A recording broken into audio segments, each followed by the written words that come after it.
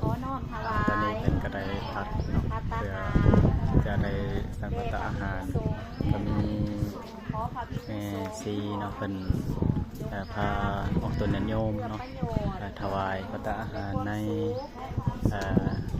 ของวันนี้เนาะและพวกขน้อยทั้งหลาย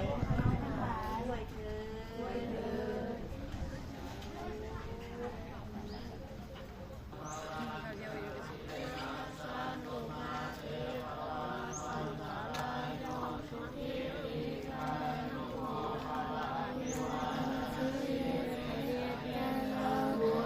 ปัญจยิโนจตารโอธัมมาวาทันติอายุวันโน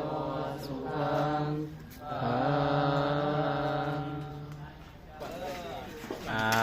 กับทางคณะสงฆ์เนาะลูกศิษย์ลูกหาลูกวัดก็เราวัดทางอธิการวัดเป็นก็ได้ตักเนาะพัตตาอาหารเพื่อจะสันในมื้อนี้เนาะมื้อหนึ่งก็สันคาบเดียวเนาะมีทางศรัทธาตัวเนี่ยโยมเนาะก็ขอให้พรในใจให้เดวตัวเนี่ยโยมนักพุทธีมีปุกละคุณเนาะวัดสันจะมาอุปถัมภ์คำยู่เนาะเป็นอาหารการกินเนาะอำนวยอาหารการกินให้แด่คณะสงฆ์ผู้มาประพฤติปฏิบัติเนาะนักธรรมวินัยวิปัสสนากรรมฐานอบรมเจ้าอธิการวัดวันนี้ก็ถือว่าเป็นมื้อที่5แล้วเนาะนับตั้งแต่วันที่17วันที่25เด้อ